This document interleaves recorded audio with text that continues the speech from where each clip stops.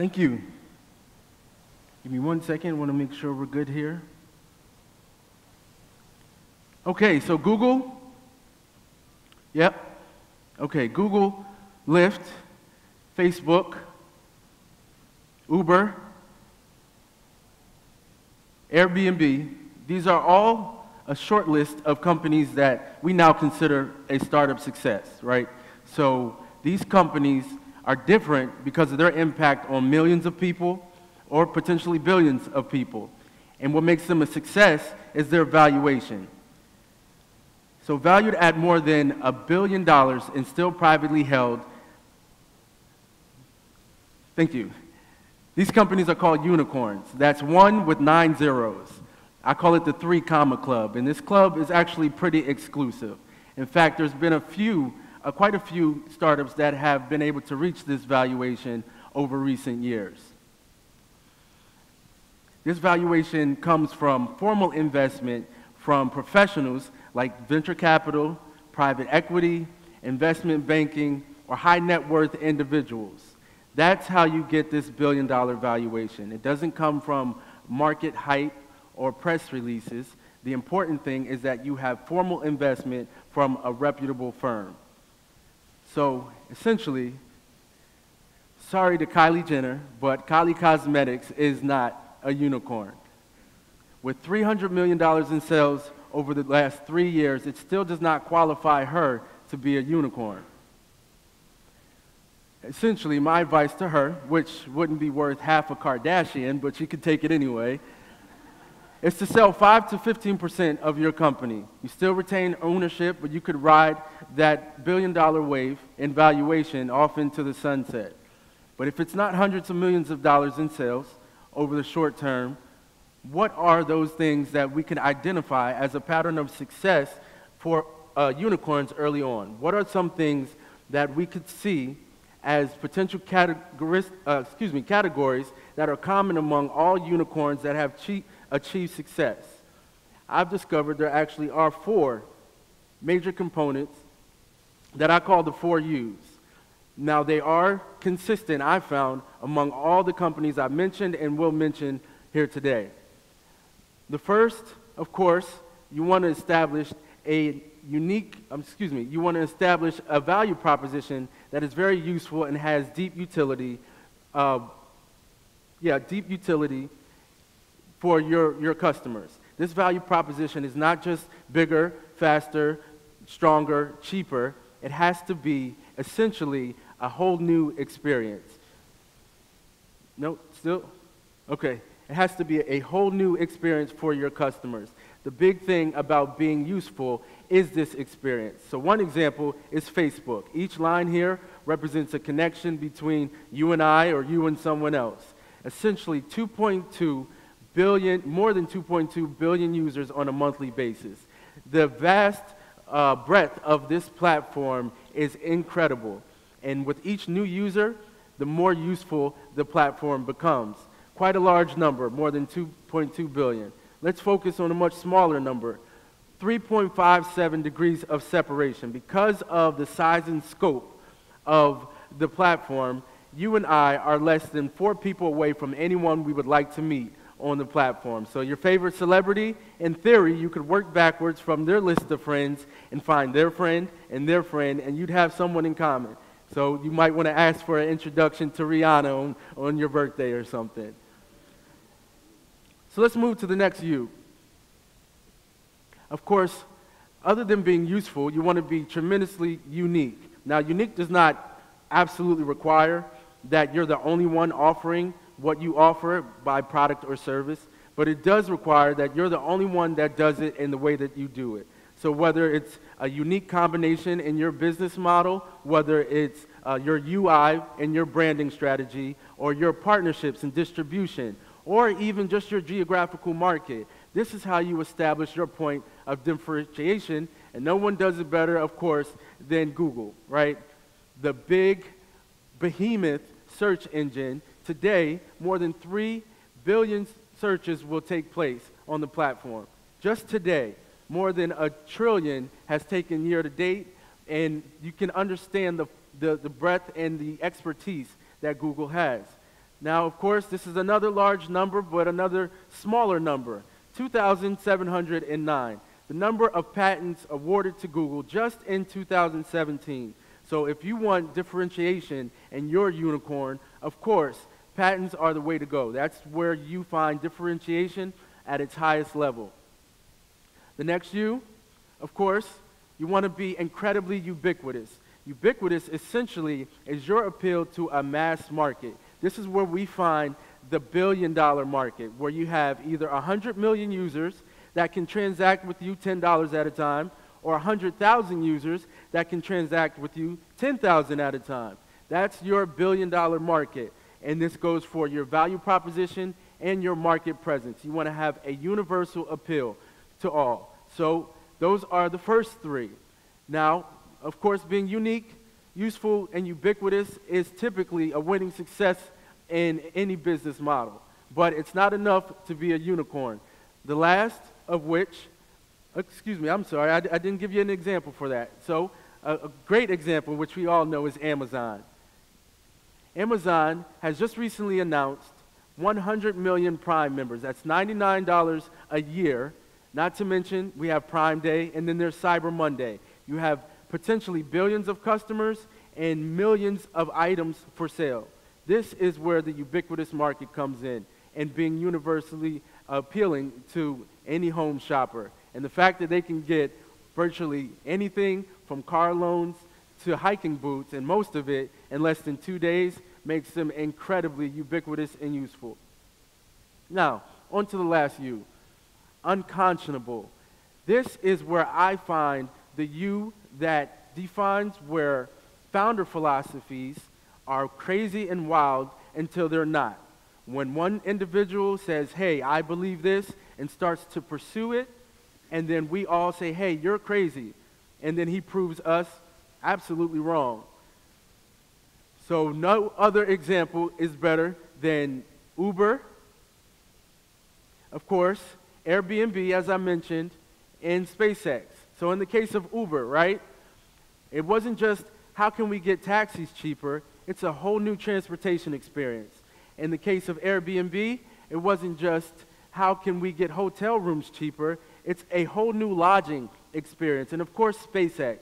So Elon Musk has been in the news quite a bit lately, but you know his goal is to have a population living on an entirely different planet. How unconscionable was it a few years ago to get into someone else's car you didn't know and have them drive you somewhere? How unconscionable is it to lodge at someone's home that you did not know, or let someone lodge at your home that you didn't know? This is the advent of where we are today, and the great thing about software, a point of agreement between two people. And then to mention the removal of friction. The transaction is typically frictionless and paperless as well. So there you have the 4 U's: unique, useful, ubiquitous, and unconscionable. So let's move to the next case study, and we'll turn back to Facebook. Here you have the unicorn zone. The red says that you're spot on, and the gray is essentially the fringe. You have your unique, again, useful, ubiquitous, and unconscionable. So in the case of Facebook, does anyone remember Orchid by Google? Or High Five, maybe? Classmates, anyone? Friendster, maybe? Okay, Friendster, all right. And of course we have MySpace. So of course, at this time early on, Facebook was not unique at all. The big thing about Facebook was that it was able to differentiate itself by innovating very quickly among a crowded market and rapidly release new products. So as it moved, you saw Facebook's value increase quite a bit. Still not all that unique. You remember the honesty box, relationship status when it was uploaded, when pictures were brand new. Facebook drove a lot of value by rapidly releasing new products. But then came the unconscionable thing. In September 2006, Facebook released the news feed. That means your private communication with your personal network, person to person. You used to navigate to someone's home feed, their wall, it used to be called, to see any updates. Facebook took your private communication and made it public to your entire network, called the home feed. Some early headlines from September 2006. Facebook users revolt. Facebook has to reply. Facebook's news feed is creepy, and Facebook gets egg on its face from the new news feed feature. Facebook responds, says, calm down, breathe, we hear you. So this is the unconscionable. This is where the crazy founder has an idea and pushes us all to accept whether or not we're going to go with these new norms. And then as Facebook moved toward the unconscionable, the value increased, but it got closer to the fringe. Facebook had to respond by pulling back a bit from the edge, and then this is where you find its overall value today. And we couldn't imagine platforms like Snapchat, Instagram, or Twitter without a home news feed today. So in this case, you can say a lot about Zuckerberg, but he was absolutely right. So this is where the 4 U's come into play. Of course, you want to drive growth with the balance between the 4 of them. The 4 U's don't only apply to startups. The 4 U's do, in fact, apply to other areas in society. That includes activism and pop culture. So the recent controversy with Colin Kaepernick and the protests against police brutality and using his position in the NFL has been all the rage as of late. Some recent headlines with the new Nike ad early on. Just a few months ago, Nike investors aren't happy about the Colin Kaepernick ad. Nike shares fall as Colin becomes the face of the brand. Here's a good one. Nike value takes a knee as Colin Kaepernick becomes the face. So all of these headlines were the immediate reaction. And then less than 2 weeks later, here's some headlines for you. Nike, far from burned, shares at an all-time high. The stock valuation up $6 billion. This is just in 2018. This is where the unconscionable is. This is where you drive value in the white space. Your investment in companies that take this risk, albeit with the balance, is where you have your high return. Other notable figures, Serena Williams, one of the world's best athletes, fighting for equal pay for equal performance. There's another gentleman by the name of Beto O'Rourke. If you don't know his name, you will pretty soon. He's an Irish Democrat, U.S. rep from Texas, but he supports the movement in the NFL. He's contradictory, but absolutely unconscionable. And in my opinion, he's on the short list for a 2020 campaign. Other notable figures are evidence that every society has its defectors. These ones that chase wild dreams, including Milton Hershey, you'll have Henry Ford, also the Wright brothers, and John D. Rockefeller. These are the gentlemen who say, hey, I have an idea and I'm going to pursue it with all out. And slowly but surely, we have, as a society, have the option to say, are we going to follow these individuals or are we going to stay in what the old mindset is? Each era in each society has a collective conscience that can be poked or prodded or pushed toward accepting new norms. But what happens when you go too far? When you're way beyond what the society is ready to accept. So if you're too unique, you're essentially a niche. That's where we find VR and 3D headsets today. If you're too useful, essentially you're adding too many features to your product or service, and it really convolutes your value proposition. That's what happened in the case of BlackBerry. Now, if you're too ubiquitous, you have too many versions, you have too many features, and you're just trying to do everything for everyone. That's Android, and that's where I find it today, ripe for disruption. And last but not least, we all remember Napster, right? So, free published content for everyone. The music industry was not ready for it. We all loved it, even though the UI was pretty difficult. But there was some happy medium there, and society said, you know what? Essentially, you're a hack. You are too far ahead of your time, and it's too unconscionable. The market responded. There's still some free options out there, but anyone who has Apple Music knows that the ease of purchase for music or Spotify or any of those is very is a lot better than having to pirate the music. I wouldn't know, but what I will say is that you improve your UI, you improve your overall experience, you'll beat out free every single day. Now, I turn and I ask you, what do the 4 U's mean for you? What does that mean in your life? Where can you apply the 4 U's in your day-to-day? Is it when you're at work and you're meeting with your team or department and you have an idea that you know is valuable, but you know if you present it to the team, it could be met with quite a bit of resistance? Do you pursue it anyway?